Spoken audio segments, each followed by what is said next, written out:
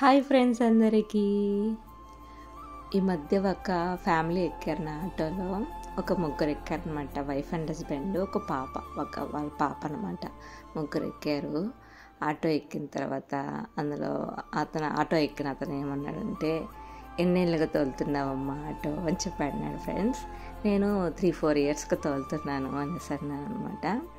అలా చెప్తే, ఏమన్నా మిగలబెట్టావా అని చెప్పి అన్నాడు ఫ్రెండ్స్. ఏం మిగలబెట్టేట్టుగా ఉందిలే అనేసి చెప్పానమాట.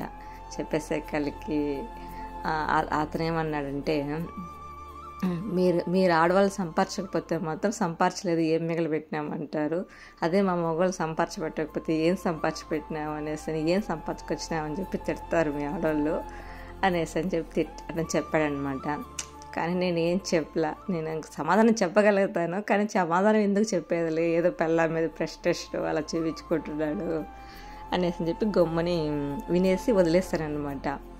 మీరు చెప్పండి ఫ్రెండ్స్, లేడీస్ సంపాదిస్తే 99% ఫ్యామిలీకే పెడతారు, ప్రతి రూపాయితో సహా. ఏదో 1 or 2 మెంబర్స్ సంపాదించిన ఎలా ఖర్చు పెడతారో మనకు తెలియదు, అలా ఖర్చు పెట్టుకుంటూ ఉంటారనమాట. చాలా వరకు లేడీస్ ప్రతి రూపాయి ఫ్యామిలీకే పెడతారు. అలా జెంట్స్ పెడతారా మీరు చెప్పండి?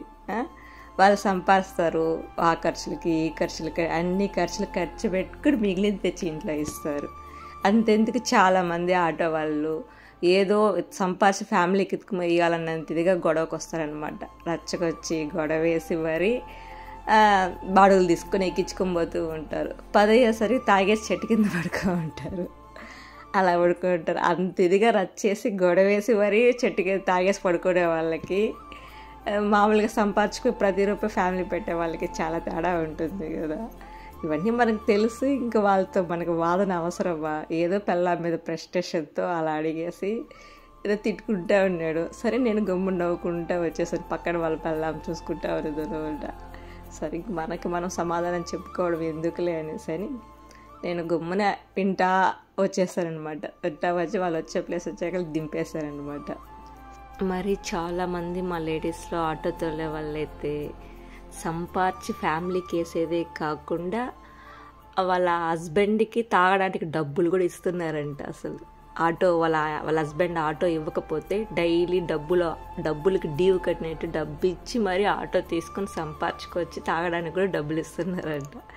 ఇలాంటి ఆడవాళ్ళని చూసారా? అసలు ఫ్యామిలీని పోషించుకుంటూ ఏదో ఊళ్ళో ఫ్యామిలీని పోషించినట్లుగా అతను డబ్బులు తీసుకోవడము, ఆ అమ్మాయిని చాలా బాధ పెడుతున్నాడు.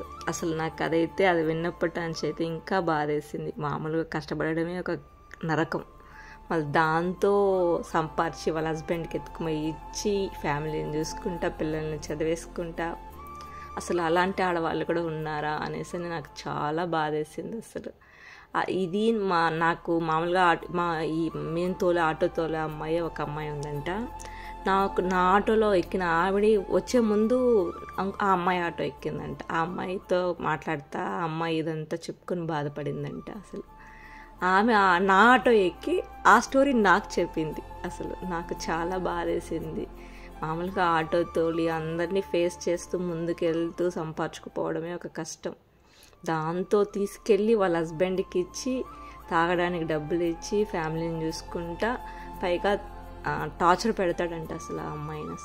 అసలు అలాంటివంతా వింటే చాలా బాధ అనిపిస్తుంది.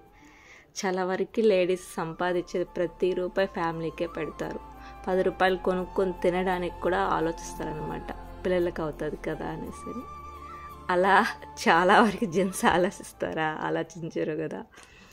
అదంతా వాళ్ళకి ఎక్స్ప్లెయిన్ చేయడం వేస్ట్ అనేసి ఎందుకు వాళ్ళు చెప్పడం, ఏదో వాళ్ళ ఫ్రస్ట్రేషన్లు వాళ్ళకు ఉంటాయి, ఇంకా అలా మాట్లాడి ఏదో వాదించుకొని వెళ్ళిపోవడానికి అనేసి అర్థమైంది. అందుకే అన్నీ వింటూ నవ్వుకుంటూ వచ్చేస్తూ ఉంటానన్నమాట. అలా అని జెంట్స్ అందరూ ఒకేలా ఉంటారని మాత్రం చెప్పను, ఎందుకంటే మన చేతికున్న 5 వేళ్ళే సరిగ్గా ఉండవు, ఇంకా అందరూ ఒకేలా ఉంటారని ఎలా చెప్పగలుగుతాం? అంతే కదా ఫ్రెండ్స్. Okay friends, bye.